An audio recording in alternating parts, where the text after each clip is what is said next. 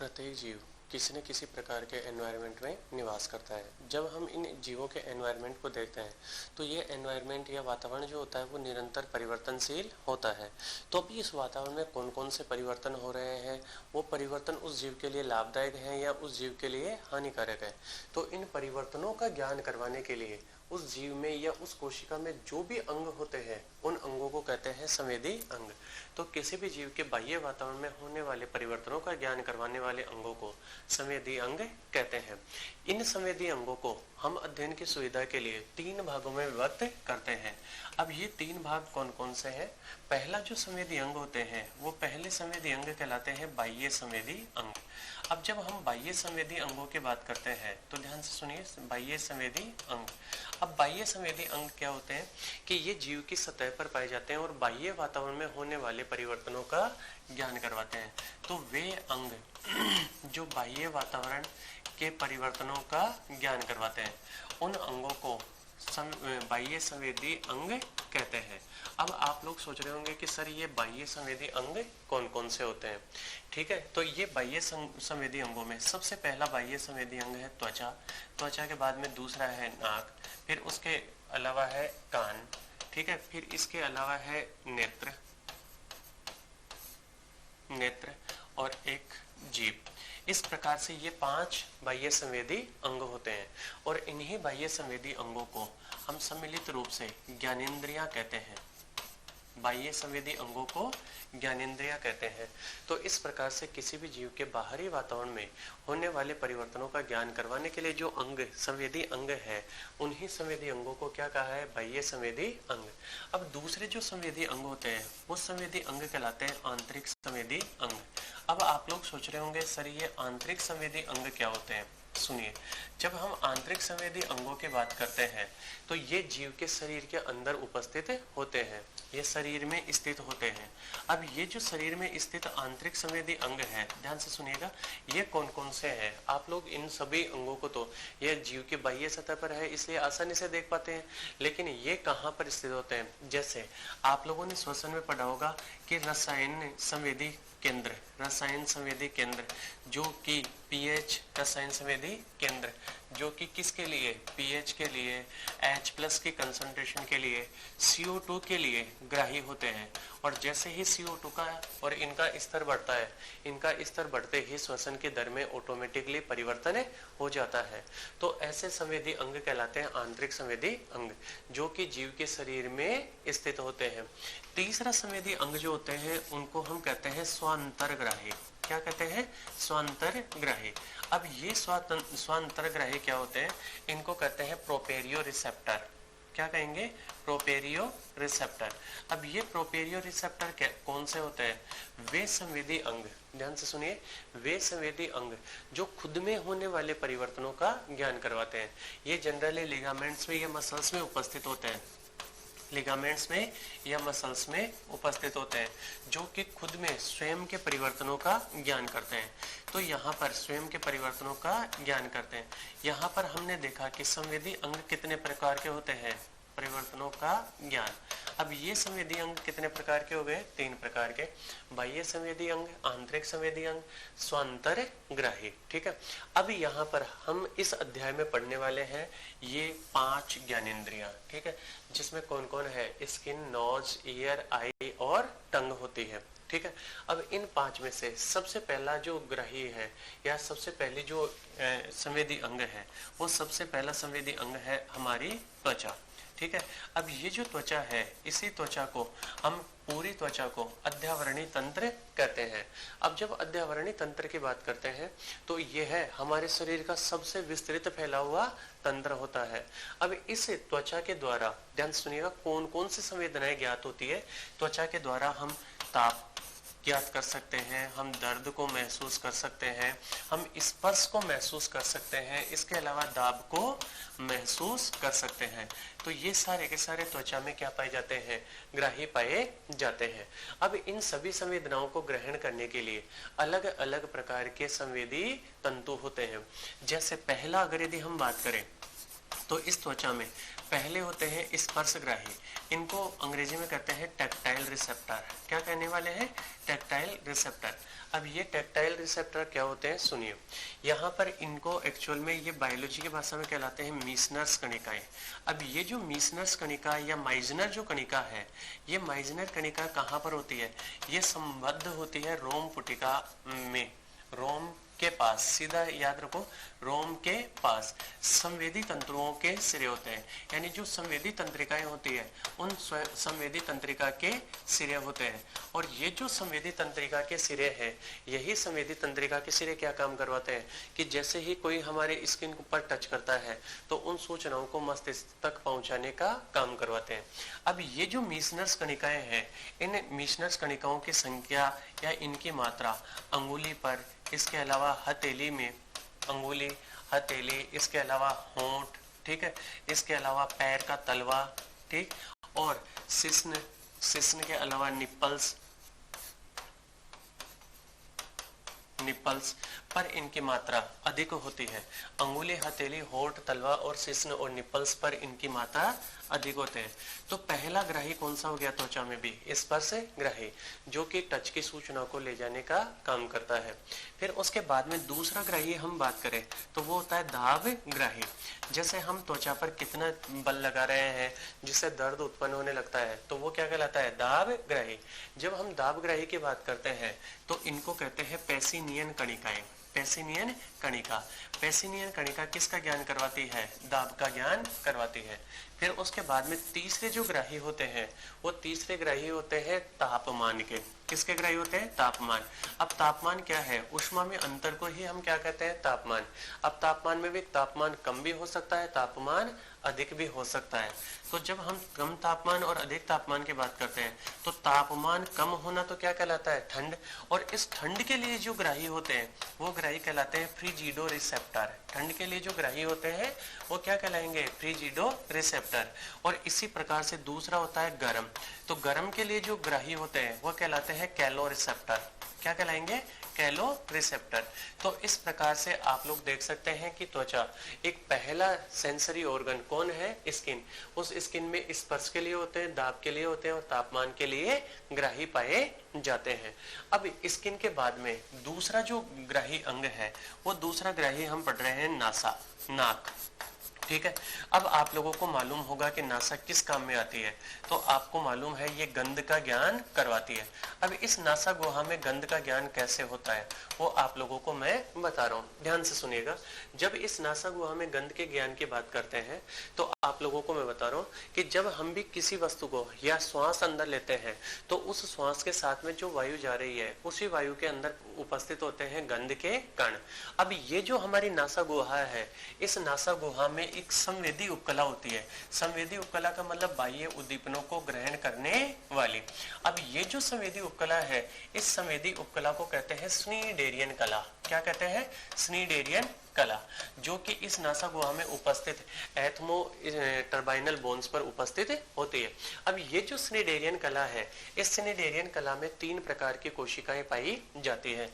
अब ये 3 प्रकार की कोशिकाओं में से मैं आपको बता दूं, कुछ कोशिकाएं यूं सतह पर खुलती है और इन कोशिकाओं से पीछे की ओर यहाँ से इस प्रकार से जुड़े होते हैं तंत्रिका तंतु। अब ये जो तंत्रिका तंतु है, यही तंत्रिका तंतु आगे की ओर जाकर इस प्रकार से एक जगह इकट्ठा होकर किसका निर्माण करवा लेते हैं? ये सारे के सारे एक तंत्रिका का निर्माण करवा लेते हैं, जिसको कहते हैं घ्राण तंत्रिका, ओल्फैक्टरी न्यूरॉन। ठीक है, याद हो आपको मस्तिष्क में मैंने बताया था कि ब्रेन की जो पहली तंत्रिका है कपाली तंत्रिका, वो कौन सी है? ओल्फैक्टरी। और ये जो कोशिकाएं हैं, ये कोशिकाएं कौन सी कोशिकाएं हैं? संवेदी कोशिकाएं। ठीक है, अब ये जो संवेदी कोशिकाएं हैं, इन संवेदी कोशिकाओं के बीच में यहाँ पर इस प्रकार से पक्षमावी उपकला युक्त इस प्रकार से बीच बीच में क्या पाई जाती है? कोशिकाएं पाई जाती है। अब ये जो बीच में कोशिकाएं होती है, इन बीच बीच में पाई जाने वाली कोशिकाओं को कहते हैं सपोर्टिंग सेल्स। क्या कहते हैं? सपोर्टिंग सेल्स, यानी सहायक कोशिकाएं, सहारा प्रदान करने वाली कोशिकाएं। तो ये बीच में कौन सी कोशिकाएं हो गई? सपोर्टिंग सेल्स, सहारा प्रदान करने वाली कोशिकाएं। अब ये जो सपोर्टिंग सेल और संवेदी कोशिकाएं हैं, इन संवेदी कोशिकाओं के आधारी भाग पर यहाँ पर दूसरी कोशिकाएं पाई जाती है, जिसको कहते हैं आधारी कोशिका। ठीक है, कौन सी कोशिका कहेंगे हम इसको? आधारी कोशिका। अब देखो यहाँ पर 3 प्रकार की कोशिका हो गई। पहली तो हो गई संवेदी कोशिका, दूसरी हो गई सहायक कोशिका या सपोर्टिंग सेल, और तीसरी हो गई आधारी कोशिका।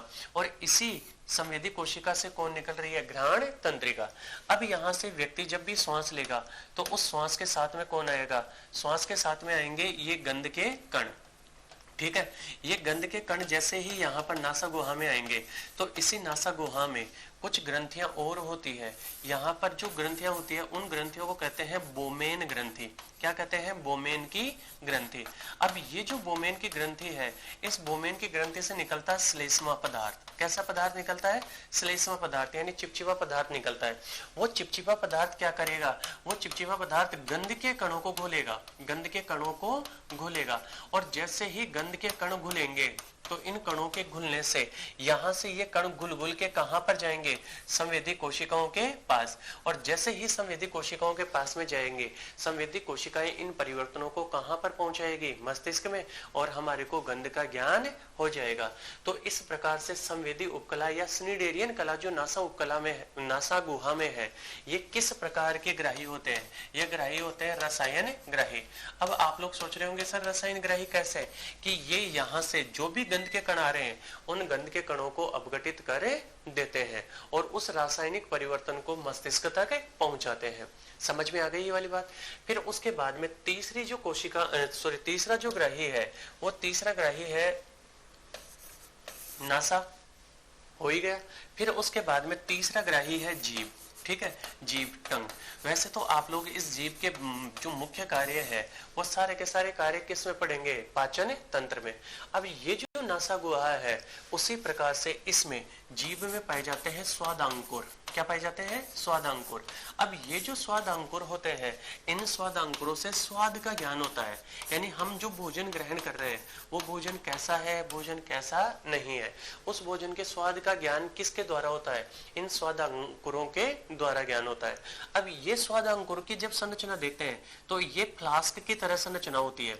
अब ये जो फ्लास्क की तरह संरचना है, इस फ्लास्क की तरह संरचना में भी इसी के तरह 3 प्रकार की कोशिकाएं होती है। कुछ कोशिकाएं तो यूं ऐसे जो कोशिकाएं हैं, ये कोशिकाएं तो होती है संवेदी कोशिकाएं, और ये जो संवेदी कोशिकाएं हैं, इन संवेदी कोशिकाओं से फिर निकलने वाले जो तंतु है, यही यहाँ से जाने के बाद में एक तंत्रिका का निर्माण करते हैं। दूसरा, इन्हीं के बीच में ये जो पीले रंग से बनाई हुई कोशिकाएं हैं, ये कौन सी कोशिकाएं हो गई? सहायक कोशिका। और इसी प्रकार से ये है सहायक कोशिका या सपोर्टिंग कोशिका, और फिर इसी प्रकार से इनके बीच बीच में पाई जाती है आधारी कोशिका। तो ये है आधारी कोशिका। तो यहाँ पर भी इसी प्रकार नासा उपकला के समान ही 3 प्रकार की कोशिकाएं पाई जाती है। अब जब हम भोजन ग्रहण करेंगे तो भोजन को मुख गुहा में लेकर दांतों के द्वारा पीसा जाता है। अब जब भोजन को पीसकर उसमें लार मिलाई जाएगी तो उसी समय उस लार में उपस्थित जल या द्रव इस भोजन के जो गंध के कण है, उन भोजन के स्वाद के कणों को या कणों को जब घोलेगा तो घोलने से वो सारा का सारा इन स्वादांकुरों के द्वारा ग्रहण कर लिया जाएगा। और स्वादांकुर इस सूचना को कहां पर पहुंचाएंगे? मस्तिष्क में, जिससे हमारे को स्वाद का ज्ञान होता है। तो इस प्रकार से आप लोगों ने ये कितने संवेदी अंग पढ़ लिए? 3 संवेदी अंग। पहला कौन सा है? त्वचा। दूसरा कौन सा है? नासा। और फिर उसके बाद में तीसरा कौन सा है? जीभ। तो इस प्रकार से हम जब इस जीभ को देखते हैं तो ये जीभ भी किस प्रकार का ग्राही है? जीभ भी रासायनिक ग्राही है। जीभ भी रासायनिक ग्राही है। तो जीभ और नासा उपकला ये दोनों किस प्रकार के ग्राही होते हैं? रासायनिक ग्राही होते हैं। समझ में आ गई? जबकि त्वचा में अलग अलग प्रकार के संवेदनाओं के लिए अलग अलग प्रकार के ग्राही पाए जाते हैं। अब ये सारी की सारी संरचना पढ़ने के बाद में अब हमारे 2 ही संवेदी अंग बचे हैं, जिनमें एक तो है नेत्र और दूसरा है कर्ण। ठीक है, कान जिसको हम कहते हैं। तो अब हम पढ़ने वाले हैं नेक्स्ट जो रिसेप्टर है वो है नेत्र। ध्यान से सुनिएगा, नेत्र, आई। अब ये जो नेत्र होते हैं ये आईज किसका ज्ञान करवाते हैं? ये आईज ज्ञान करवाते हैं प्रकाश का। तो ये कैसे ग्राही होते हैं? प्रकाश ग्राही। और प्रकाश को ग्रहण करने के कारण ही इन प्रकाश ग्राहियों को फोटो रिसेप्टर ऑर्गन भी कहते हैं। तो नेत्र किस प्रकार का ऑर्गन है? फोटो रिसेप्टर ऑर्गन है। अब ये नेत्र कहाँ पर स्थित होते हैं? ध्यान से सुनिए। सबसे पहले आपको मैं बता दूं कि हमारे में नेत्र सामने की ओर स्थित होते हैं। यहाँ पर हड्डियों से बनी हुई एक खांच होती है, उस खांच को कहते हैं नेत्र कोटर। तो अब ये जो अस्थियों से निर्मित नेत्र कहाँ पर स्थित होते हैं? अस्थियों से निर्मित, अस्थियों से निर्मित कौन? नेत्र कोटर, नेत्र कोटर में स्थित होते हैं, नेत्र कोटर में स्थित होते हैं। अब ये जो नेत्र कोटर में स्थित है, आप जब हम अपनी आंख को देखते हैं तो उस आंख में एक गोल गोल सी संरचना होती है। वही गोल संरचना क्या कहलाती है? गोल संरचना जो नेत्र कोटर में स्थित है वही गोल संरचना कहलाती है नेत्र गोलक, नेत्र गोलक। ठीक है, जिसको हम अंग्रेजी में आई बाल कहते हैं, नेत्र गोलक। अब ये आई बाल जो है इसकी स्ट्रक्चर कैसे होती है, कैसे नहीं होती है, ये स्ट्रक्चर पढ़ने से पहले आप लोगों को मैं एक बात बता दूं कि हमारा जो नेत्र है वो दोनों के दोनों नेत्र सामने की ओर स्थित होते हैं। अब दोनों नेत्रों के सामने की ओर स्थित होने से क्या होगा? ध्यान से सुनिए। दोनों नेत्र, जिन भी प्राणियों में दोनों नेत्र सामने स्थित होते हैं, होने पर क्या होगा? एक समय में एक ही वस्तु पर फोकस हो जाते हैं। अब आप लोग सोच रहे होंगे कि सर एक ही वस्तु पर फोकस कैसे? यानी एक ही समय में, अब जैसे मैं आपकी ओर देख रहा हूं तो एक ही समय में एक ही ऑब्जेक्ट में फोकस कर सकते हैं। तो इस प्रकार की दृष्टि को द्विनेत्रीय दृष्टि कहते हैं। यानी जब दोनों नेत्रों को एक ही वस्तु पर फोकस किया जा सके तो इसको द्विनेत्रीय दृष्टि कहते हैं। और इस द्विनेत्रीय दृष्टि को अंग्रेजी में कहते हैं बाइनोकुलर। अब आप लोग सोच रहे होंगे बाइनोकुलर क्यों कहा? क्योंकि दूरबीन में भी इस प्रकार से दो लेंस होते हैं और दोनों लेंसों को एक ही ऑब्जेक्ट पर फोकस किया जा सकता है। जबकि आपको मैं बताऊं, दोनों नेत्र अगर यदि पार्श्व में हो, ध्यान से सुनिएगा, पार्श्व में होने पर, अब जैसे ये पार्श्व में किस में होते हैं? तो आपने जानवरों में देखा होगा कि उनमें दोनों नेत्र सिर के दोनों साइडों में होते हैं। इस कारण उसमें लेफ्ट जो आई है यानी बायां नेत्र अलग संरचनाओं को देख रहा होता है और दायां नेत्र अलग संरचनाओं को देख रहा होता है। तो इस प्रकार की दृष्टि में दोनों नेत्र एक ही समय में अलग अलग वस्तुओं को देख रहे हैं। तो पार्श्व में होने पर नेत्र, दोनों नेत्र क्या करेंगे? अलग अलग वस्तुओं को देखेंगे, अलग अलग वस्तु को देखते हैं। ठीक है, अब अलग अलग वस्तु को देख रहे हैं तो इसी घटना को कहते हैं एक नेत्रीय दृष्टि। क्या कहते हैं? एक नेत्रीय दृष्टि। और इसको अंग्रेजी में कहते हैं मोनोकुलर। क्या कहेंगे? मोनोकुलर। तो ये दृष्टि कितने प्रकार की हो गई? दो प्रकार की, बाइनोकुलर और मोनोकुलर। कि जब दोनों नेत्र सामने होते हैं तो एक समय में एक ही वस्तु पर फोकस कर सकते हैं, यानी एक जगह फोकस कर सकते हैं, तो उसे द्विनेत्रीय। और जब दोनों नेत्र साइडों में होते हैं तो दोनों एक ही समय में अलग अलग वस्तुओं को देख रहे होते हैं। इसको एक नेत्रीय दृष्टि कहते हैं। अब ये जो नेत्र होता है, इस नेत्र की सुरक्षा के लिए भी कुछ उपकरण होते हैं। तो आप लोग देखेंगे कि हमारे जो दोनों नेत्र है, इन दोनों नेत्रों के ऊपर कौन पाई जाती है? पलकें। ठीक है, तो इनकी सुरक्षा के लिए नेत्र पर पलकें उपस्थित, नेत्र पर पलके उपस्थित। अब ये जो उपस्थित पलके हैं, ध्यान से सुनिएगा, इन पलके उपस्थित, जिन पर कौन उपस्थित होते हैं? जिन पर रोम उपस्थित होते हैं, यानी बाल समान संरचना, रोम उपस्थित। और ये जो उपस्थित रोम है, इसी रोम को कहते हैं आईलेसेज। क्या कहते हैं? आईलेसेज। और इसी को हिंदी में कहते हैं बरोनिया। ठीक है, क्या कहते हैं? बरोनिया। जो कि क्या काम करवाते हैं? यहाँ पर आंखों के पलकों के किनारे पर आप देखेंगे बाल होते हैं। ये बाल क्या काम करवाते हैं कि जब हम धूल भरे वातावरण में या तीव्र प्रकाश में होते हैं तो ऑटोमेटिकली ये एक दूसरे से यूं टच हो जाते हैं और एक चालनी की तरह का काम करवाते हैं, जिससे धूल के कण हमारे नेत्र में प्रवेश नहीं करते। फिर इसके अलावा ये जो बाल है, अब इन बालों को भी नम या इनको तेलीय बनाए रखने के लिए इन पलकों के किनारों पर, ध्यान से सुनिएगा, पलकों के किनारों पर कुछ ग्रंथियां होती है। उन ग्रंथियों को कहते हैं जैस की ग्रंथियां। पलकों के किनारों पर जैस की ग्रंथियां उपस्थित होती है। अब ये जैस की ग्रंथियां क्या काम करवाती है? ये तेलीय पदार्थ निकालती है। कैसा पदार्थ निकालती है? तेलीय पदार्थ, और ये तेलीय पदार्थ का स्राव करती है जो कि इन बरोनियों के बालों को नम बनाए रखता है। तो नेत्र में ऊपर और नीचे दो पलकें पाई जाती है और इन पलकों के किनारों पर कौन उपस्थित होते हैं? बरोनिया। फिर उसके बाद में हम आगे की बात करते हैं। सुनिए, मानव में निमेषक पटल अनुपस्थित होती है या निमेषक पटल अवशेषी होती है मानव नेत्र में। अब आप लोग सोचेंगे कि सर ये निमेषक पटल होते क्या है? निमेषक पटल निक्टेटिंग मेम्ब्रेन, पटल अवशेषी मानव में, और ये अवशेषी होकर जिस संरचना का निर्माण करवाती है उस संरचना को कहते हैं प्लिका सेमिलुनेरिस। क्या कहते हैं? प्लिका सेमिलुनेरिस। अब ये प्लिका सेमिलुनेरिस क्या होती है वो मैं आपको बता रहा हूँ कि जब हम मेंढक वगैरह की बात करते हैं तो मेंढक में क्या होता है कि उसके नेत्र पर एक पारदर्शी आवरण पाया जाता है। वो पारदर्शी आवरण उसके नेत्र की प्रोटेक्शन करने का काम करता है। अब मनुष्य में ये कार्य परफॉर्म करने के लिए, हालांकि पलके मेंढक में भी होती है, ये कार्य परफॉर्म करने के लिए कौन होती है? पलके होती है। इस कारण उसमें निमेषक पटल अवशेषी हो जाती है और अवशेषी होकर किसका निर्माण करवाती है? प्लिका सेमिलुनेरिस का निर्माण करवाती है। समझ में आ गई ये वाली बात में? अब सुनिए, उसके बाद में प्लिका सेमिलुनेरिस अवशेषी हो गई। फिर उसके बाद में ये जो नेत्र होते हैं, इस नेत्र के बाहरी किनारों की ओर, बाहरी किनारों की ओर, अब जब बाहरी किनारों की ओर की बात करते हैं तो बाहरी किनारों की ओर कौन उपस्थित होती है? बाहरी किनारों की ओर उपस्थित होती है अश्रु ग्रंथियां। अब ये जो अश्रु ग्रंथियां हैं, इन्हीं अश्रु ग्रंथियों को कहते हैं लैक्राइमल ग्लैंड्स। क्या कहते हैं? लैक्राइमल ग्लैंड्स उपस्थित होती है। अब ये लैक्राइमल ग्लैंड्स क्या काम करवाती है? यानी जो नेत्र के बाहरी किनारे होते हैं उन किनारों पर लैक्राइमल ग्लैंड्स उपस्थित होती है, जिनसे 24 आवर्स आंसुओं का या अश्रुओं का स्राव होता है। इनके द्वारा किसका स्राव होता है? टीएस का स्राव। अब टीएस या अश्रु क्या होते हैं वो आपको मैं बता रहा हूँ। ये जो अश्रु होते हैं, इन अश्रुओं में कौन कौन होता है? इन अश्रुओं में जल होता है, इनमें सोल्ट्स भी होते हैं,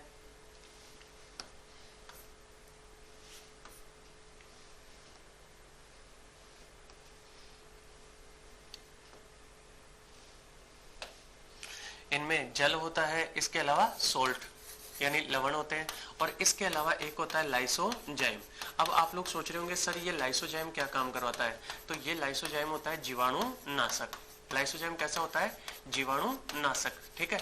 अब ये जीवाणुनाशक होने से क्या फायदा होगा कि हम जब नेत्रों को खोलते हैं तो यहाँ पर वायु संपर्क में आएगी, और आपको मालूम है कि वायु में कई बैक्टीरिया उपस्थित होते हैं, तो ये लाइसोजाइम उन जीवाणुओं को नष्ट करने का काम करता है।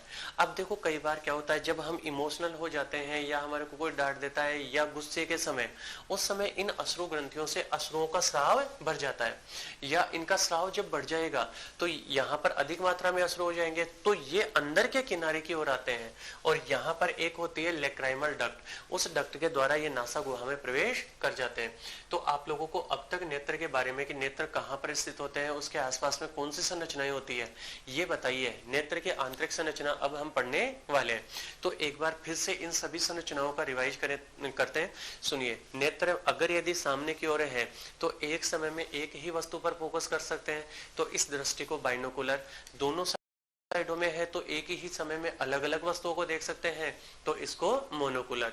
नेत्र की सुरक्षा करने के लिए एक जोड़ी क्या होती है, यानी ऊपर और नीचे दोनों साइडों में कौन होती है? पलके। पलकों के किनारों पर कौन होती है? बरोनिया। बरोनियों को तेलीय या चिकना बनाए रखने के लिए जैस की ग्रंथियां। फिर उसके बाद में ये जो पलके हैं, इन पलकों की बरोनियों और तेलीय स्राव। अब उसके बाद में कौन पाई जाती है? निमेषक पटल। निमेषक पटल मेंढक में तो सुविकसित होती है, मनुष्य में क्या हो जाती है? अवशेषी। और इस अवशेषी निमेषक पटल को प्लिका सेमिलुनेरिस कहते हैं। अब बाहर के किनारे जो होते हैं उन किनारों पर यहाँ पर कौन पाई जाती है? अश्रु ग्रंथियां, जिनसे किसका स्राव होता है? अश्रुओं का। ये अश्रु काम क्या करते हैं? एक्चुअल काम क्या होता है? हमारे कोर्निया को नम बनाए रखना। क्यों? क्योंकि अगर यदि कोर्निया सूख गया तो फिर उसके पश्चात अंधता भी उत्पन्न हो सकती है। ठीक है। तो अब इन अश्रुओं में होता कौन कौन है? इनमें जल भी होते हैं, लवण भी होते हैं, लाइसोजाइम। अब ये लाइसोजाइम क्या काम करवाते हैं? ये लाइसोजाइम जीवाणुओं को नष्ट करने का काम। जब नेत्र की संरचना में नेत्र गोलक का भाग देखते हैं तो नेत्र गोलक का भाग, कुछ भाग सफेद होता है और कुछ भाग पारदर्शी होता है। अब इस नेत्र गोलक का ये जो 4/5 भाग जो कि श्वेत रंग का होता है, यही 4/, और श्वेत रंग का जो भाग है, इसी श्वेत रंग के भाग को श्वेत पटल कहते हैं। अब ये जो श्वेत पटल है, ये श्वेत पटल, इसी को अंग्रेजी में कहते हैं स्क्लेरा, श्वेत पटल। ये श्वेत पटल पूरे नेत्र गोलक का कितना भाग होता है? 4/5 भाग। और ये 4/5 भाग क्या कहलाता है? स्क्लेरा। ठीक है। फिर उसके बाद में इस नेत्र गोलक के जब हम दूसरे भाग की बात करते हैं तो यहीं पर इसमें सामने की ओर आगे का 1/5 भाग यूं ऊपर की ओर उभरा हुआ होता है। ये ऊपर की ओर उभरा हुआ, ध्यान से सुनिएगा, ये भाग कैसा होता है? पारदर्शी, यानी इसमें से प्रकाश की किरणें आर पार जा सकते हैं, ट्रांसपेरेंट होता है। फिर यही भाग कहलाता है स्वच्छ मंडल। क्या कहलाता है? स्वच्छ मंडल। यानी आगे का 1/5 भाग जो उभरा हुआ होता है, पारदर्शी होता है, इसी भाग को हम कहते हैं स्वच्छ मंडल। और इस स्वच्छ मंडल को हम कहते हैं कॉर्निया। तो यहाँ पर नेत्र का ये जो सबसे बाहरी स्तर है, इस सबसे बाहरी स्तर में कितने स्तर हो गए? 2 स्तर या 2 भाग हो गए।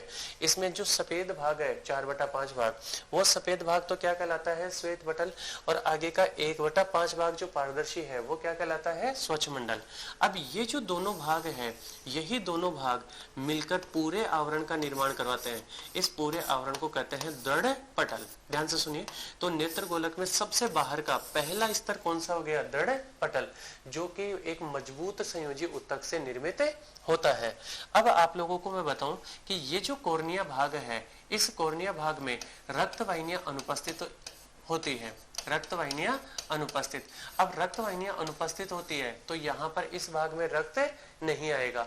और जब इस भाग में रक्त नहीं आएगा तो फिर उससे एक फायदा क्या हो जाएगा कि किसी भी व्यक्ति का कॉर्निया किसी दूसरे व्यक्ति को लगाया जा सकता है। तो यहाँ पर ये कॉर्निया का क्या कर सकते हैं? प्रत्यारोपण कर सकते हैं।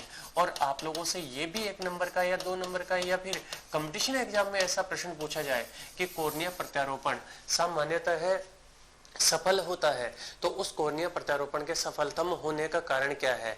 उसका कारण यही है कि कॉर्निया में रक्त वाहिनियों का जाल नहीं होता और इस कारण किसी भी व्यक्ति का कॉर्निया किसी भी व्यक्ति को लगाया जा सकता है। इसमें ब्लड ग्रुप को भी जांच करने की आवश्यकता नहीं होती। अब ये जो बाहर का श्वेत पटल भाग है, इसी श्वेत पटल भाग से यहाँ पर जुड़ी होती है मांसपेशियां। अब यहाँ पर ये जो मांसपेशियां जुड़ी हुई है, इन्हीं मांसपेशियों को हम कहते हैं नेत्र पेशी। अब ये नेत्र पेशियों में 4 तो होती है रेक्टस। कितनी पेशियां होती है? 4 तो रेक्टस पेशियां होती है और 2 होती है इनमें तिर्यक पेशियां। तो 4 रेक्टस और 2 तिर्यक पेशियां होती है। इस प्रकार से टोटल नेत्र गोलक से कितनी पेशियां जुड़ी होती है? 6। और इन्हीं पेशियों के कारण नेत्र गोलक में क्या होता है? गति होती है। यानी नेत्र गोलक चारों तरफ जो हम घुमा सकते हैं, कभी लेफ्ट कभी राइट, ये नेत्र गोलक में गति करवाने के लिए कितनी पेशियां होती है? 6, जिनमें 4 तो रेक्टस पेशियां होती है और 2 तिर्यक या ओब्लिक पेशियां होती है। अब देखो ये जो नेत्र गोलक है, अब इस नेत्र गोलक के दूसरे स्तर का अध्ययन करते हैं। तो इस नेत्र गोलक के अंदर की ओर जो दूसरा स्तर होता है, वो दूसरा स्तर, ध्यान से सुनिए, वो दूसरा स्तर यहाँ पर पीछे की ओर श्वेत पटल से जुड़ा हुआ होता है। आप लोग यहाँ पर देखेंगे कि ये वाला जो स्तर है ये बिल्कुल श्वेत पटल से अटैच है। ठीक है, यानी इनके बीच में किसी भी प्रकार का कोई गैप प्रेजेंट नहीं है। इसी प्रकार से दूसरी ओर यानी ऊपर की ओर की साइड में भी ये किससे जुड़ा होता है? इस श्वेत पटल से जुड़ा हुआ होता है। अब आगे कॉर्निया वाले भाग में क्या होता है वो आप लोगों को मैं बता रहा हूं। तो ये जो दूसरा भाग है, ये दूसरा स्तर कहलाता है वर्णक स्तर। क्या कहलाता है? वर्णक स्तर। और इसी वर्णक स्तर को कहते हैं कोरोइड। क्या कहते हैं? कोरोइड। अब ये कोरोइड स्तर या वर्णक स्तर क्यों कहा? इसके अंदर पाई जाती है पिगमेंट सेल्स। कौन उपस्थित होती है? Pigment cells. अब ये पिगमेंट सेल्स क्या काम करवाती है? अच्छा, पिगमेंट सेल्स का मतलब होता है वर्णक कोशिकाएं। ये वर्णक कोशिकाएं रंग प्रदान करने का काम करवाती है।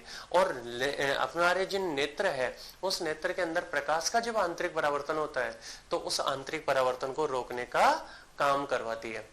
कौन सी कोशिकाएं? इस पिगमेंट स्तर की कोशिकाएं।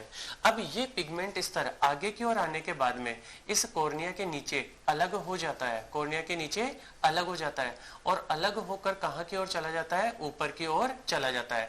तो इस प्रकार से ये जो ऊपर की ओर गया हुआ भाग है, यही ऊपर की ओर गया हुआ भाग क्या कहलाता है?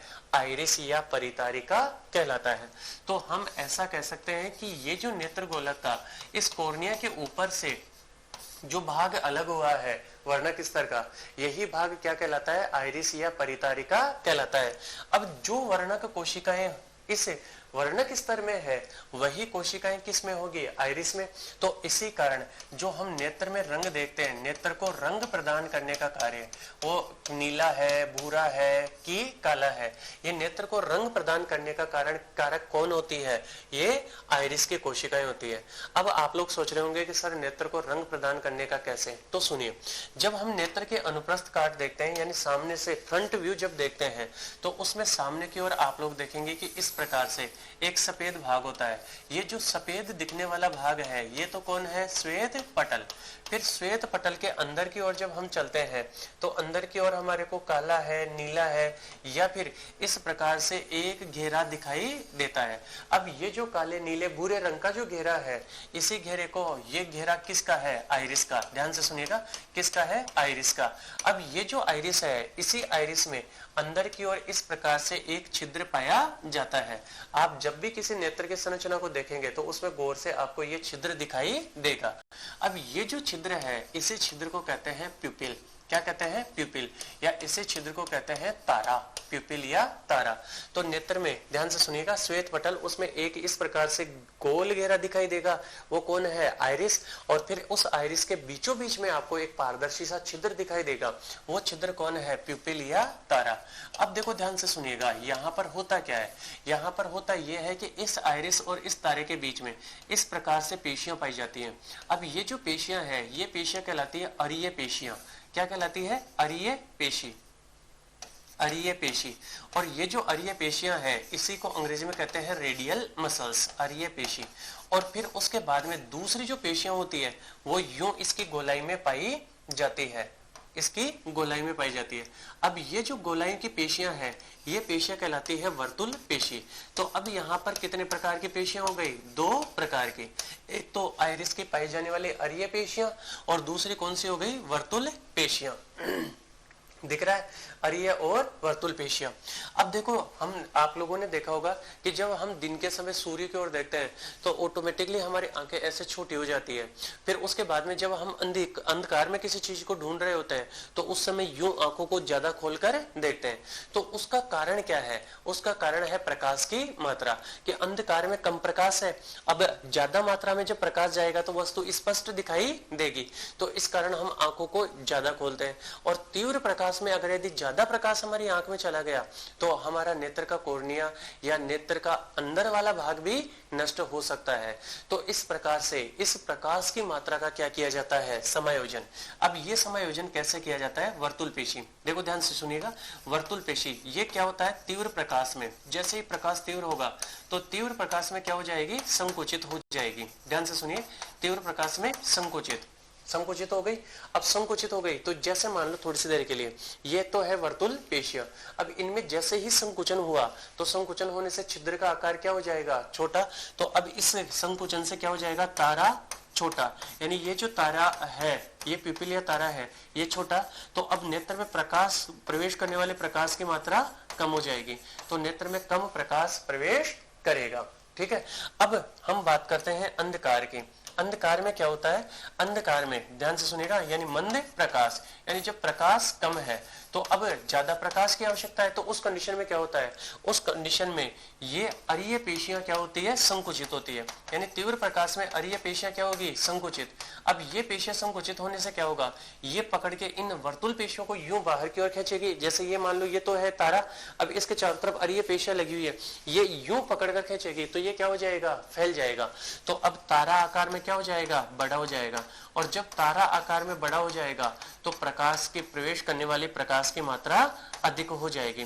तो इस प्रकार से आप लोग देख रहे होंगे कि ये जो आइरिस की पेशियां हैं, ये आइरिस की पेशियां इस तारे के आकार को नियंत्रित करके नेत्र में प्रवेश करने वाले प्रकाश की मात्रा का नियंत्रण करती है। तो आप लोगों को किस प्रकार से प्रकाश की मात्रा का एडजस्टमेंट होता है ये आप लोगों को समझ में आया होगा। ठीक है, फिर उसके बाद में हम यहाँ पर ये 2 स्तर हो गए। फिर उसके बाद में जब तीसरे स्तर की बात करते हैं तो तीसरा स्तर इन दोनों से छोटा होता है। अब ये जो तीसरा स्तर है, ये तीसरा स्तर यहाँ पर इस प्रकार दांते जैसी संरचना के रूप में समाप्त होता है। अब ये जो तीसरा स्तर है, यही तीसरा स्तर आप लोगों को मालूम हो तो इसी तीसरे स्तर को कहते हैं दृष्टि पटल। क्या कहते हैं? दृष्टि पटल। ध्यान से समझिएगा, कौन सा वाला पटल कहेंगे? दृष्टि पटल, रेटिना जिसको कहते हैं। अब ये जो रेटिना है, इस रेटिना में प्रकाशग्राही कोशिकाएं पाई जाती है, यानी इसमें फोटो रिसेप्टर सेल्स प्रेजेंट होती है। अब ध्यान से सुनिएगा, आगे की जब हम बात करते हैं तो यहाँ पर आप लोग देख रहे होंगे कि ये जो इस आइरिस का आधारी भाग है, इस आइरिस का आधारी भाग फूला हुआ जो भाग है, ये फूला हुआ भाग कहलाता है पक्षमाभ काय। क्या कहलाता है? पक्षमाभ काय। इस पक्षमाभ काय को हम कहते हैं सीलियरी बॉडी। क्या कहते हैं? Ciliary body. अब ये सीलियरी बॉडी क्या काम करवाती है वो थोड़ी देर में मैं बता रहा हूँ। इस सीलियरी बॉडी से यूं उत्पन्न होते हैं 2 निलंबन तंतु। ठीक है, अब ये जो निलंबन तंतु उत्पन्न हुए हैं, इन निलंबन तंतुओं से यहाँ पर इस प्रकार से एक उत्तल संरचना जुड़ी होती है। यही उत्तल संरचना क्या कहलाती है? लेंस कहलाती है। ठीक है, अब ये लेंस कैसा होता है? ये लेंस होता है पारदर्शी। कैसा होता है? पारदर्शी। और पारदर्शी होने के साथ साथ में कैसा है? उत्तल है। ठीक है, तो यहाँ पर आप लोग देख रहे होंगे कि ये निलंबक तंतुओं के सहायता से इस नेत्र में आइरिस से कौन जुड़ी रहती है? निलंबक तंतु। क्या? निलंबक स्नायु की सहायता से कौन जुड़ा हुआ है? लेंस से जुड़ा हुआ है। अब जैसे ही हम इस लेंस को देखते हैं तो इस लेंस के कारण आप देख रहे होंगे कि यहाँ पर 2 भाग बन गए नेत्र में। एक तो इस कॉर्निया और इस लेंस के बीच का भाग। ये जो कॉर्निया और लेंस के बीच का भाग है, इस बीच वाले भाग को कहते हैं जलीय कोष्ठ। क्या कहते हैं? जलीय कोष्ठ। अब ये जो जलीय कोष्ठ है, ध्यान से सुनिएगा, किस किस के बीच में है? जलीय कोष्ठ है लेंस और कॉर्निया के बीच का। अब इस जलीय कोष्ठ में जो द्रव भरा रहता है, उस भरे हुए द्रव को कहते हैं जलीय द्रव। तो जलीय कोष्ठ में कौन सा द्रव भरा हुआ है? जलीय द्रव भरा हुआ है, और इसको एक्वस ह्यूमर कहते हैं। क्या कहते हैं? Aqueous humour. समझ में आ गई ये वाली बात? एक्वस ह्यूमर कहेंगे। फिर इसी प्रकार से आप लोग देख रहे होंगे कि दूसरा जो कक्ष बना है वो लेंस और रेटिना के या दृष्टि पटल के बीच में बना है।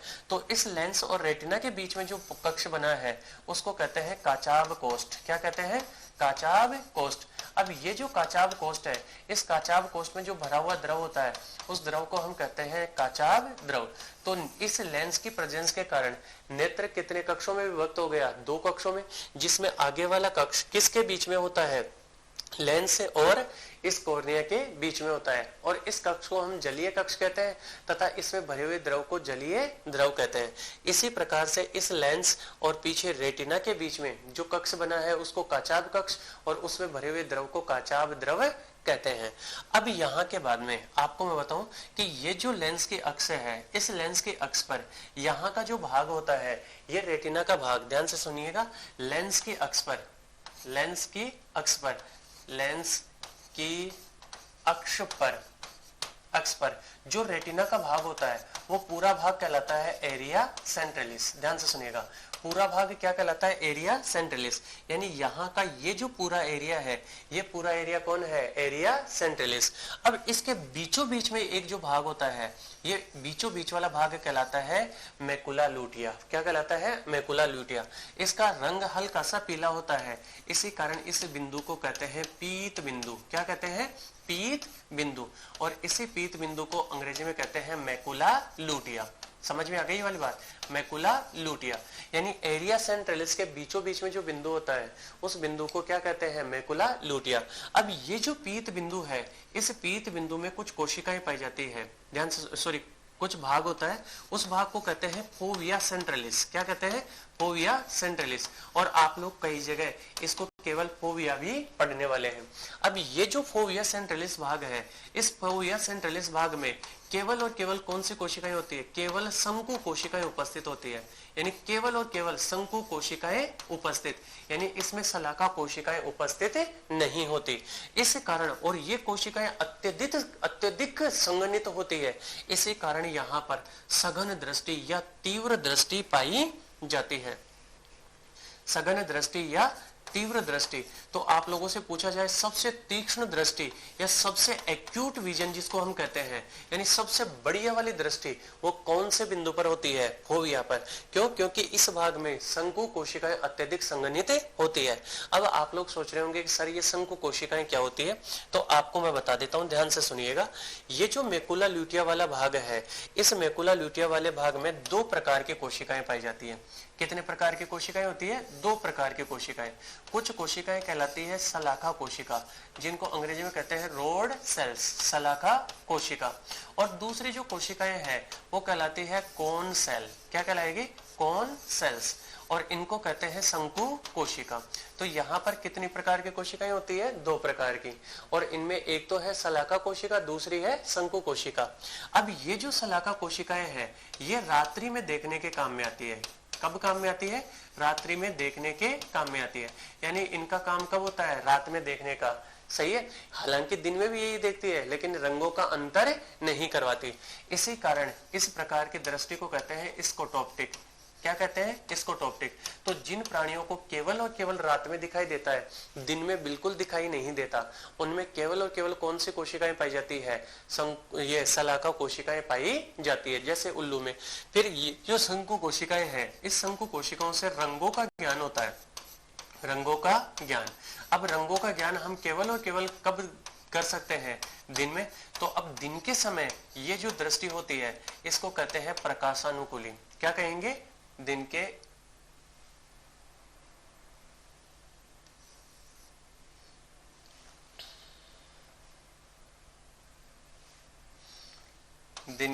समय। ठीक है। अब इस प्रकार की दृष्टि को क्या कहते हैं? प्रकाशानुकूलित। क्या कहने वाले हैं? प्रकाशानुकूलित दृष्टि कहते हैं। अब ये जो प्रकाशानुकूलित दृष्टि है इसको कहते हैं फोटोपिक, फोटोऑप्टिक विजन। समझ में आई ये वाली बात? तो स्कोटोऑप्टिक विजन किसको कहते हैं? कि जिन प्राणियों को केवल रात में दिखाई देता है उस दृष्टि को स्कोटोऑप्टिक, और जिनमें केवल दिन में दिखाई देता है उसको कहते हैं फोटोऑप्टिक। अब जिनको केवल दिन में, जैसे कबूतर है, इनको केवल दिन में दिखाई देता है, तो इनमें केवल कौन सी कोशिकाएं होती है? शंकु कोशिकाएं। अब मनुष्य जो होता है उस मनुष्य में सलाखा और शंकु दोनों प्रकार की कोशिकाएं पाई जाती है। इस कारण मनुष्य दिन के समय भी देख सकता है और मनुष्य रात्रि के समय भी देख सकता है। अब यहाँ पर ये जो सलाखा और शंकु कोशिकाएं हैं, इन सलाखा और शंकु कोशिकाओं से फिर जुड़ा होता है, यानी जब इनसे बाहर से अंदर की ओर के क्रम की बात करते हैं तो इनसे फिर जुड़े होते हैं गुच्छिका तंतु, और गुच्छिका तंतु तंत्रिकाओं से जुड़े होते हैं। अब यहाँ से जितने भी सलाखा कोशिकाएं हैं उन सलाखा कोशिकाओं, शंकु कोशिकाओं से तंत्रिकाएं निकलकर यहाँ पर पीछे की ओर आ जाती है, और यहाँ पर आकर, ध्यान से सुनेगा, ये सारे के सारे मिलकर यहाँ से एक तंत्रिका का निर्माण करवाती है। उस तंत्रिका को हम कहते हैं ऑप्टिक नर्व। क्या कहते हैं? ऑप्टिक नर्व, जो कि मध्य मस्तिष्क के कार्पोरा क्वाड्रिजेमिना में चली जाती है। अब ये ऑप्टिक नर्व जहां से निकलती है और इस नेत्र गोलक में रक्त वाहिनियां जहां से प्रवेश करती है, उसी भाग पर एक और बिंदु पाया जाता है। इस बिंदु को कहते हैं अंध बिंदु, यानी पीत बिंदु के नीचे की ओर कौन सा बिंदु पाया जाता है? अंध बिंदु। इस अंध बिंदु पर शंकु एवं सलाखा दोनों प्रकार की कोशिकाएं अनुपस्थित होती है। शंकु एवं सलाखा दोनों प्रकार की कोशिकाएं अनुपस्थित। इस कारण यहाँ से दृष्टि का बिल्कुल ही ज्ञान नहीं होता, दृष्टि का ज्ञान नहीं होता। तो अब आप लोगों को समझ में आया क्या कहां पर कौन कौन सी कोशिकाएं होती है? तो इस प्रकार से जब हम नेत्र की संरचना देखते हैं तो नेत्र की संरचना में सबसे बाहर की ओर दृढ़पटल, फिर उसके बाद में वर्णक स्तर। ये जो वर्णक स्तर है इसमें वर्णक कोशिकाएं पाई जाती है। वर्णक कोशिकाओं के अलावा इसमें पाई जाती है रक्त वाहिनियां। ठीक है, रक्त वाहिनियां उपस्थित, जो कि यहाँ की नेत्र की कोशिकाओं को पोषण प्रदान करती है। इसी वर्णक स्तर का आगे का भाग पुल कर किसका निर्माण करवाता है? पक्षमाभिका है, सीलियरी बॉडी का। इस सीलियरी बॉडी से निलंबक तंतुओं के द्वारा कौन लटका रहता है? एक उत्तल और पारदर्शी लेंस लटका रहता है। लेंस के कारण नेत्र कितने भागों में बढ़ जाता है? 2 भागों में बढ़ जाता है। अब देखो थोड़ी सी बातें और बता दूं आप लोगों को कि ये जो शंकु सलाखा कोशिकाएं हैं, इन सलाखा कोशिकाओं में एक वर्णक होता है। इनमें एक वर्णक, उस वर्णक का नाम है रोडोप्सिन। क्या नाम है? रोडोप्सिन। अब ये जो रोडोप्सिन वर्णक है इसी का दूसरा नाम है विजुअल पर्पल। क्या नाम है? Visual purple. अब ये जो रोडोप्सिन है, ये रोडोप्सिन एक्चुअल में इसमें एक तो प्रोटीन होती है, उस प्रोटीन का नाम है ऑप्सिन प्रोटीन। क्या नाम है? Obscene protein. Obscene protein. और इसके अलावा दूसरा होता है विटामिन ए, यानी इसमें रेटिनेल होता है, जिसका दूसरा नाम जो किसका व्युत्पन्न होता है? रेटिनेल। और ये रेटिनेल किसका व्युत्पन्न होता है? ये व्युत्पन्न होता है विटामिन ए से उत्पन्न, विटामिन ए से उत्पन्न होता है। ठीक है, तो रेटिनेल किससे उत्पन्न होता है? विटामिन ए से उत्पन्न होता है। इसी प्रकार से इन संको कोशिकाओं में जो वर्णक होता है वो वर्णक कहलाता है विजुअल वायलेट। क्या कहलाता है? Visual violet. समझ में आ गई ये वाली बात? Visual violet. तो यहाँ पर संको कोशिकाएं हमारे को क्या काम करवाएगी? रंगों का ज्ञान करवाएगी। अब ये जो रंग होते हैं, आप लोगों को मालूम होगा कि मेन आधारभूत रंग कितने होते हैं? 3 मेन कलर होते हैं।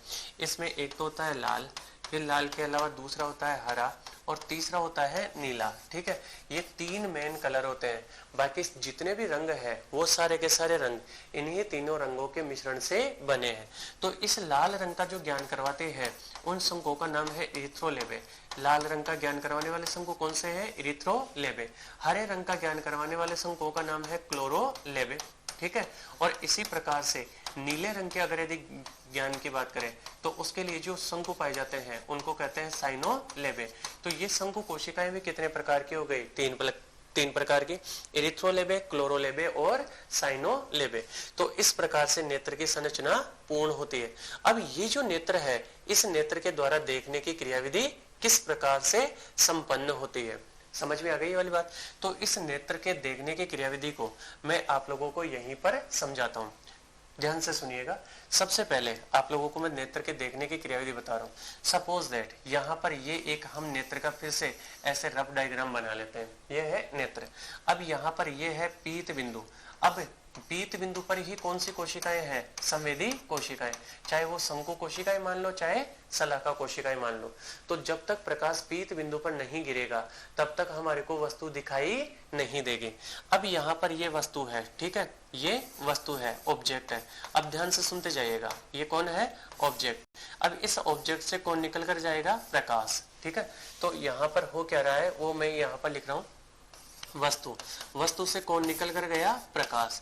वस्तु से आपतित जो प्रकाश है उस प्रकाश को पहले उसको थोड़ा सा तो कन्वर्ट या कॉर्निया, और इसके अलावा कौन है? जल द्रव, यानी जलीय द्रव द्वारा क्या होता है? अपवर्तन होता है, द्वारा अपवर्तन। पहला परिवर्तन क्या हुआ? इन दोनों के द्वारा अपवर्तन होता है।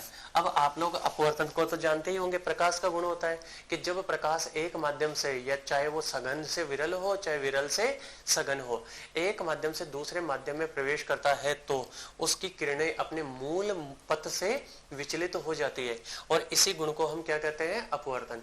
अब ये प्रकाश का अपवर्तन होने के बाद में अब प्रकाश किस में प्रवेश करता है? अब प्रकाश जाता है लेंस। ठीक है, अब लेंस, उसमें लेंस द्वारा उसका क्या किया जाता है? और भी ज्यादा अपवर्तन किया जाता है। और ये लेंस के द्वारा जब अपवर्तन होता है तो इसी को कहते हैं अपवर्तन। इसको हम कहते हैं फोकस करना। क्या कहते हैं? फोकस करना। अब ये फोकस करने का काम कैसे होता है? ठीक है, और इस फोकस करने की जो क्रिया है इसी क्रिया को कहते हैं समायोजन। क्या कहते हैं? समायोजन, एकोमोडेशन। यह समायोजन किस प्रकार से होता है कि जैसे मैं मान लो दूर की वस्तु को देख रहा हूं तब तो क्या होता है, और जब मैं पास की वस्तु को देख रहा हूं तब क्या होता है? तो सबसे पहले वस्तु से क्या निकला? प्रकाश। पहले थोड़ा सा अपवर्तन किसने कर दिया? कॉर्निया और जलद्रव ने कर दिया। अब उसके बाद में लेंस इसको पूरा उसके अनुसार की वस्तु से प्रकाश पास से आ रहा है, प्रकाश दूर से आ रहा है, उसके अनुसार एडजस्ट करता है। अब देखो ये कब कैसे क्या क्या करवाता है। तो जब हम बात करते हैं वस्तु का प्रकाश, यानी दूर की वस्तु हो, यानी दूर से प्रकाश आ रहा हो, तो अब देखो उस समय क्या होता है? उस समय जो आप लोगों ने पढ़ी है पक्षमाभ काय, पक्षमाभ काय, ये पक्षमाभ काय की पेशियां रहती है संकुचित, और पक्षमाभ काय की पेशियां संकुचित रहती है। तो वो जो निलंबक तंतु है उन निलंबक तंतुओं स्नायु पर, ध्यान से सुनिएगा, निलंबक तंतु स्नायु पर क्या उत्पन्न होता है? दाब। और स्नायु पर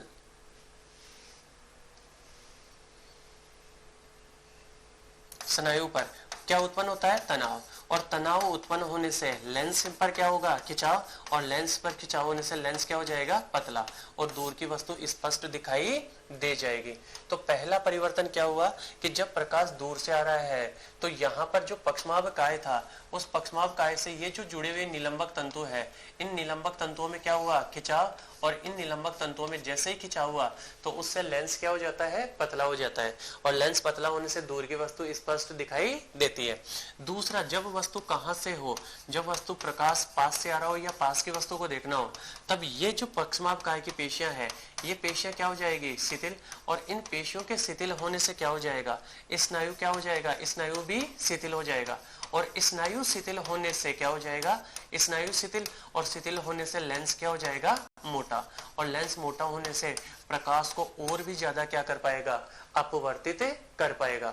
तो इस प्रकार से ये जो नेत्र है, ये नेत्र दूर से आने वाले और पास से आने वाले प्रकाश की मात्रा का क्या, प्रकाश के अनुसार लेंस से अपनी फोकस दूरी को एडजस्ट कर सकता है, और इसी एडजस्टमेंट को क्या कहते हैं, समायोजन कहते हैं। समझ में आई? जो कि किसके द्वारा होता है, पक्षमाभ काय की पेशियों के द्वारा होता है।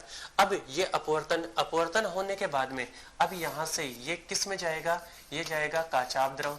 अब काचाभ द्रव फिर थोड़ा सा इसको क्या कर देता है, कन्वर्ज कर देता है, और ये किस पर जाकर गिर रहा है, अब ये जाकर गिर रहा है पीत बिंदु पर।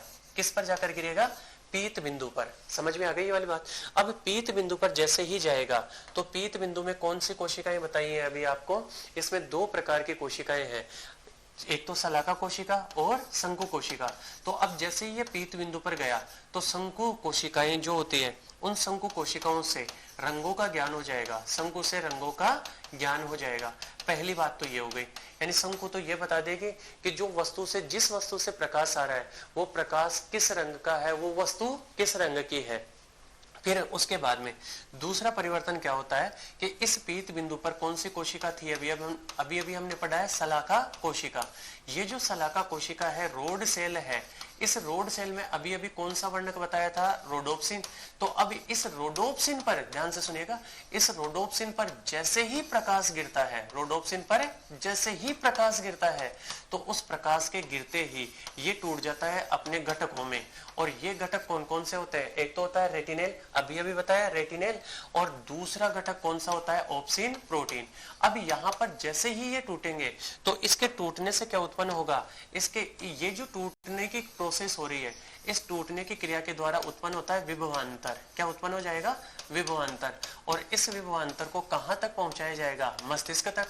ठीक है, कहां तक पहुंचाया जाएगा, मस्तिष्क तक, और मस्तिष्क में उस वस्तु का क्या बनेगा, प्रतिबिंब बन जाएगा।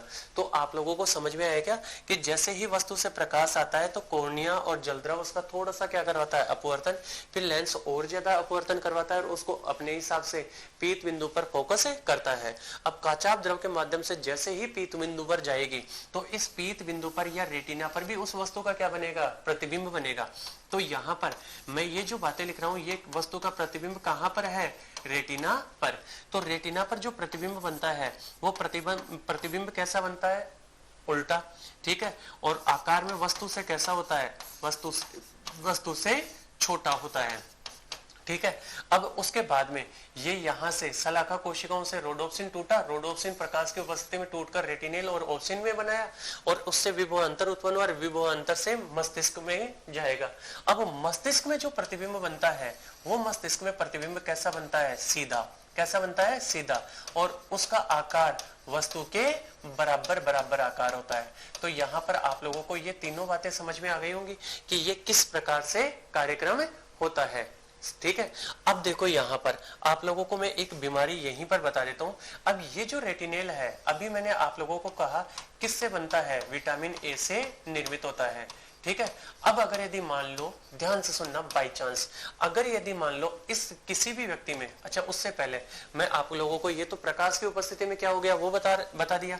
अब अंधकार में क्या होता है, ध्यान से सुनिएगा कि जैसे अंधेरा होता है या प्रकाश नहीं होता तो अंधकार में ये रेटिनेल और ये ऑप्सिन प्रोटीन, रेटिनेल और ऑप्सिन, ये दोनों के दोनों मिलकर वापस से किसका निर्माण करवाती है, रोडोप्सिन का।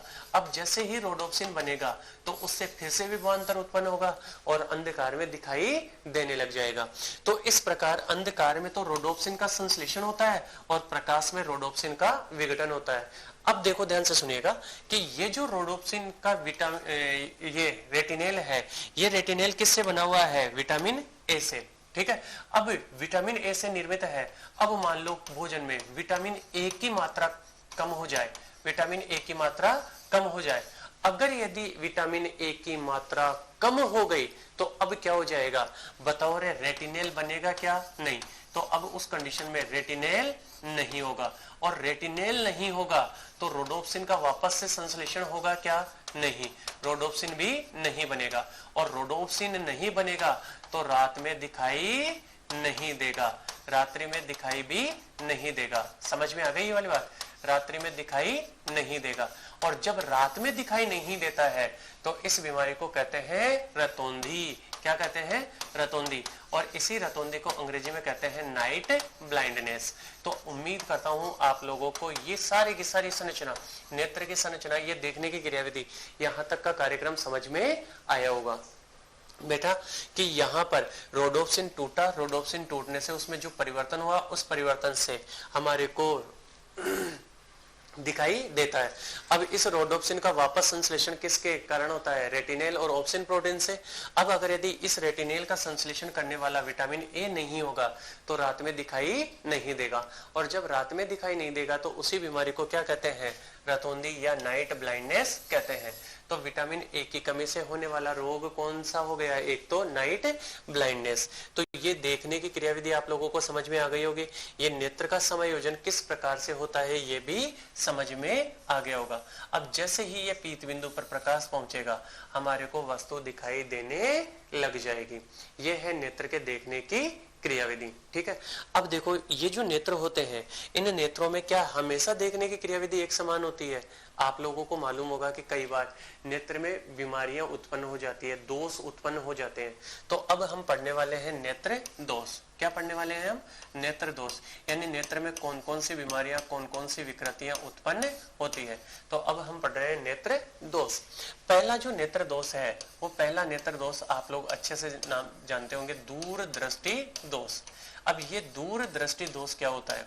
अब देखो इसका नाम जब हम पढ़ रहे हैं दूर दृष्टि दोष, तो नाम से ऐसे लगता है कि जैसे दूर की दृष्टि में दोष होगा, यानी दूर से आने वाली वस्तु या दूर की वस्तु हमारे को स्पष्ट दिखाई नहीं देगी, लेकिन ऐसा नहीं होता।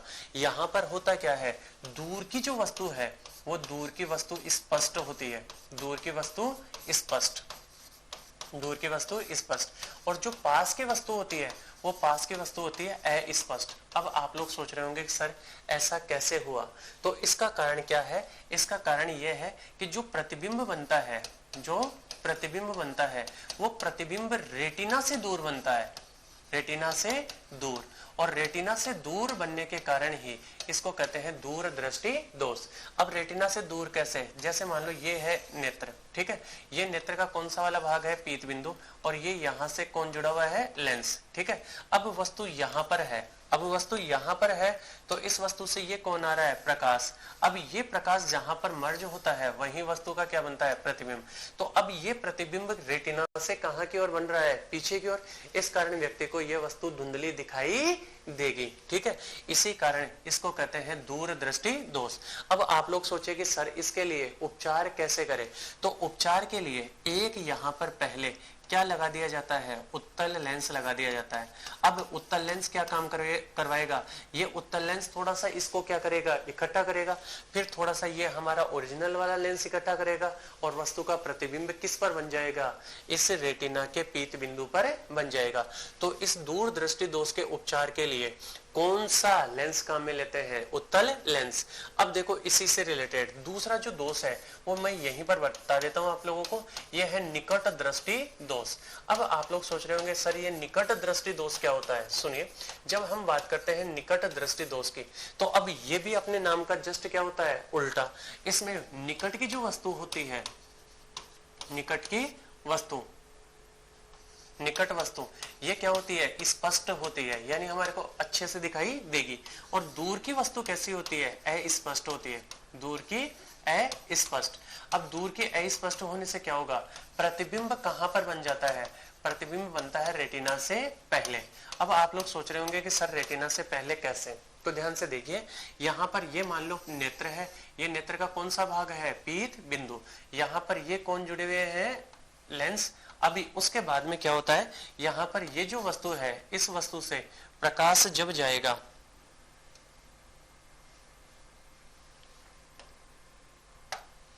यहाँ पर ये वस्तु है, ठीक है। अब इससे जब प्रकाश जाएगा तो उस प्रकाश का पहले ही कन्वर्जन हो जाता है। अब ये प्रकाश जब पहले ही मिल गया तो प्रतिबिंब कहां पर बन रहा है, रेटिना से पहले। तो अब इसका उपचार कैसे करें, तो इसके उपचार के लिए काम में लेते हैं अवतल लेंस। अब ये अवतल लेंस क्या काम करवाएगा, ये अवतल लेंस इन प्रकाश के, दूर से आने वाले प्रकाश की किरणों को फैला देगा, और जैसे ही ये इन किरणों को फैलाएगा तो अब फिर वापस से उसको ये उत्तल लेंस क्या कर देगा, इकट्ठा। अब प्रकाश का प्रतिबिंब कहां पर, या वस्तु का प्रतिबिंब कहां पर बनेगा, रेटिना पर। तो इस प्रकार से दो दृष्टि दोष हो गए, निकट दृष्टि दोष और दूर दृष्टि दोष। तीसरा जो दोष होता है वो कहलाता है जरा दृष्टि दोष, ठीक है, जरा दृष्टि दोष। अब आप लोग सोच रहे होंगे सर जरा का मतलब तो क्या होता है, थोड़ा सा, यानी थोड़ा सा दृष्टि दोष। नहीं, यहाँ पर जरा का मतलब है आयु, ठीक है। तो ये किससे संबंधित है, ये है आयु से संबंधित। तो आयु बढ़ने पर क्या होता है, आयु बढ़ने पर लेंस का समायोजन, अभी बताया था कि समायोजन क्या होता है, पास के होने पर तो क्या होता है, दूर के होने पर क्या होता है, तो समायोजन खत्म हो जाता है या समायोजन बंद। तो अब समायोजन बंद हो गया तो जिस बिंदु पर ये बंद हुआ है उससे दूर की भी नहीं दिखाई देगी, तो उससे पास की भी नहीं दिखाई देगी। तो आपने देखा होगा कि उम्र बढ़ने के साथ साथ में कई व्यक्ति, जैसे मान लो किसी चीज को, ये जो भी लिखा हुआ है उसको पढ़ना है, तो कई व्यक्ति ऐसे ऐसे उसको फोकस कर रहे होते हैं, फिर जहां पर उनको दिखता है उसी के आसपास में उस चीज को रखकर उसका अध्ययन करते हैं या उसको देखने का कार्य करते हैं। इसका कारण क्या है कि वो जहां पर उसको ऑप्टिमम दिखाई दे रहा है वही उसकी लेंस की फोकस दूरी फिक्स हो जाती है, ठीक है। तो अब यहां पर दूर की वस्तु को भी देखना है और पास की वस्तु को भी देखना है, तो इस कारण इसके अंदर उत्तल लेंस भी काम में लेंगे और अवतल भी काम में लेंगे। उत्तल और अवतल लेंस दोनों का क्या करेंगे, लेंस का उपयोग करेंगे।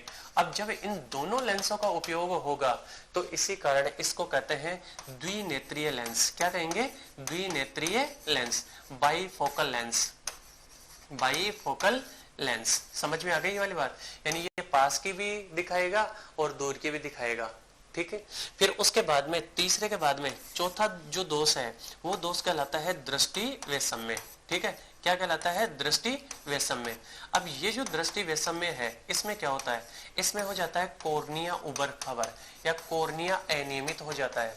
अब जब कॉर्निया अनियमित हो जाएगा, ध्यान से सुनिएगा, यानी यहाँ कब ये वाला जो भाग है, ये वाला कॉर्निया वाला भाग, ये कॉर्निया वाला भाग अनियमित हो गया तो प्रकाश की किरणें क्या एक सीधे पथ में चल पाएगी, नहीं, उनका कभी कहां की ओर परावर्तन होगा, कभी कहां की ओर परावर्तन होगा। तो इस कारण प्रतिबिंब कैसा बनेगा, धुंधला बनेगा। कैसा प्रतिबिंब बनेगा, धुंधला प्रतिबिंब बनेगा। अब ये प्रतिबिंब जब धुंधला बन रहा है तो इसी कारण इसके उपचार के लिए जो लेंस काम में लेते हैं, ये लेंस काम में लेते हैं बेलनाकार लेंस, ठीक है, सिलेंड्रिकल लेंस का उपयोग किया जाता है। फिर उसके बाद में पांचवा जब हम बात करते हैं तो वो कहलाता है भेंगापन। क्या कहलाता है, भेंगापन। अब ये भेंगापन क्या होता है, सुनिए। भेंगापन में अभी आपको बताया था नेत्र गोलक से जुड़ी हुई 6 पेशियां होती है, तो ये नेत्र गोलक की पेशियां विकृत हो जाती है। नेत्र गोलक की पेशी, नेत्र गोलक पेशी क्या हो जाएगी, विकृत, या इसमें विकृति उत्पन्न होते ही, ध्यान, विकृति उत्पन्न, और जैसे ही विकृति उत्पन्न होगी तो ये नेत्र गोलक एक और झुक जाएगा, नेत्र गोलक झुक जाएगा। अब नेत्र गोलक जैसे ही झुक रहा है तो आप लोगों ने देखा होगा कि कई बार कई व्यक्तियों में, यानी उनके आई साइड तो इस साइड की होती है और नेत्र गोलक यूं झुका हुआ रहता है, तो इसी बीमारी को कहते हैं भेंगापन या स्ट्रासबिस्मस कहते हैं। अब इसका उपचार क्या होता है, ऑपरेशन के द्वारा जिस साइड की नेत्र गोलक की पेशियां ज्यादा झुकी हुई है उन पेशियों को वापस से ठीक किया जाता है। फिर उसके बाद में नेक्स्ट जो बीमारी है वो बीमारी है कैटरेक्ट। क्या है, कैटरेक्ट। अब आप लोग जानते होंगे कैटरेक्ट अच्छे से। ये कैटरेक्ट होता क्या है, कैटरेक्ट कहलाती है मोतियाबिंद। क्या कहलाती है? मोतियाबिंद। अब मोतियाबिंद रोग में क्या होता है कि जैसे जैसे व्यक्ति की उम्र बढ़ती जाती है वैसे वैसे लेंस अपारदर्शी हो जाता है। अब लेंस अपारदर्शी यानी ये पारदर्शिता जो है वो खत्म हो गई, तो अब आगे बताओ रेटिना पर प्रकाश जाएगा क्या? नहीं। तो लेंस अपारदर्शी, और जैसे ही लेंस अपारदर्शी हुआ तो अब वस्तु बिल्कुल भी दिखाई नहीं देगी। फिर इसका उपचार के लिए क्या करेंगे? इसके उपचार के लिए ऑपरेशन के द्वारा एक नए लेंस का क्या किया जाएगा? प्रत्यारोपण किया जाएगा। तो लेंस का प्रत्यारोपण, ठीक है। फिर उसके बाद में नेक्स्ट जो बीमारी है वो बीमारी होती है ग्लूकोमा। कौन है? ग्लूकोमा, ठीक है। अब ये ग्लूकोमा क्या होती है? तो ग्लूकोमा में आप लोगों को समझाने के लिए फिर से हम एक बार नेत्र की संरचना में चलते हैं, नेत्र की संरचना में, ठीक है। अब ये जब नेत्र की संरचना आप लोग देख रहे हो तो यहां पर देखिए कि ये है कोरोइड और ये कौन है? स्क्लेरा, यानी ये कॉर्निया वाला पार्ट है और ये कोरोइड वाला पार्ट है। तो यहाँ पर इन दोनों का ये जो संधि स्थल है, इस संधि स्थल पर एक नलिका पाई जाती है। ये नलिका कहलाती है सीलम की नलिका। क्या कहलाती है? सीलम की नलिका। अब ये सीलम की नलिका क्या काम करवाती है? सुनिए, ये सीलम की नलिका अनावश्यक जो जलीय द्रव होता है उस जलीय द्रव को हटाने का काम करवाती है। यानी आवश्यकता से अधिक जलीय द्रव जो बना है उस जलीय द्रव को हटाने का काम कराती है, यानी उसको वापस से यहाँ से रिमूव करने का काम करती है। अब आप लोग सोचे कि ये नहीं हो तो क्या फर्क पड़ेगा, वो आपको मैं अब बता रहा हूं। सुनिए, तो अगर यदि थोड़ा सा ध्यान से देखिए, अगर यदि ये नलिका बंद हो जाए तो क्या होगा? जलीय द्रव की मात्रा बढ़ जाएगी। जलीय द्रव की मात्रा बढ़ जाएगी तो फिर क्या होगा? लेंस पर, कॉर्निया पर, इन पर क्या लगेगा? दबाव लगेगा, और उसी रोग को हम कहते हैं ग्लूकोमा। तो यहाँ पर सीलम की जो नलिका है वो सीलम की नलिका अवरुद्ध हो जाएगी, और सीलम की नली अवरुद्ध, और इस नलिका के अवरुद्ध होने से क्या हो जाएगा? जलीय द्रव की मात्रा अधिक, यानी जलीय द्रव अधिक उत्पन्न हो जाएगा। तो जलीय द्रव का दाब अधिक हो जाएगा, और जब जलीय द्रव का दाब अधिक हो जाएगा तो इसी के कारण अंधापन भी उत्पन्न हो जाता है, और इसी रोग को हम कहते हैं ग्लूकोमा। फिर उसके बाद में एक अंतिम जो रोग है वो कहलाता है कंजक्टिवाइटिस। क्या कहलाती है? कंजक्टिवाइटिस। अब ये कंजक्टिवाइटिस क्या होता है? आप लोगों ने देखा होगा कि कई बार हमारी नेत्र की जो कंजक्टिवा होती है, अब ये कंजक्टिवा क्या होती है? कंजक्टिवा। अब ये कंजक्टिवा क्या होती है कि हमारी जो ये पलकें हैं, इन पलकों का जो आंतरिक संवहनी जो स्तर होता है वो कहलाता है कंजक्टिवा। तो कई बार किसी रोगाणु के संक्रमण के कारण ये कंजक्टिवा कैसा हो जाता है? ये कंजक्टिवा हो जाता है लाल रंग का। तो इस कंजक्टिवा में संक्रमण होना क्या कहलाएगा? कंजक्टिवाइटिस कहलाता है।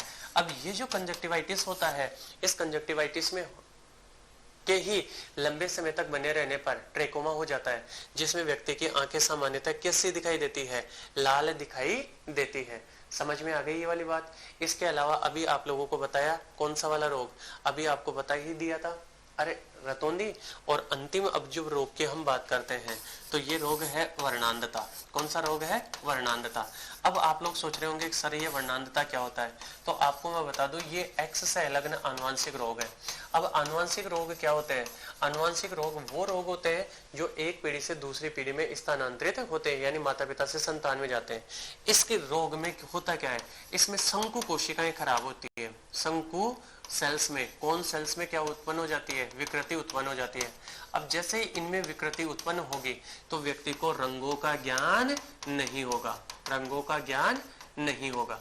अब रंगों का ज्ञान नहीं हो रहा है तो इसी रोग को हम कहते हैं वर्णांधता।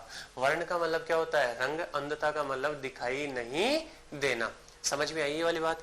तो हमने पढ़ी है नेत्र की संरचना, नेत्र के देखने की क्रियाविधि, और फिर उसके बाद में नेत्र के दोष। ठीक है। अब तक हमने 4 संवेदांग पढ़ लिए हैं, जिसके अंदर कौन कौन सा है? त्वचा है, नासिका है और जीभ है, और इसके अलावा नेत्र है।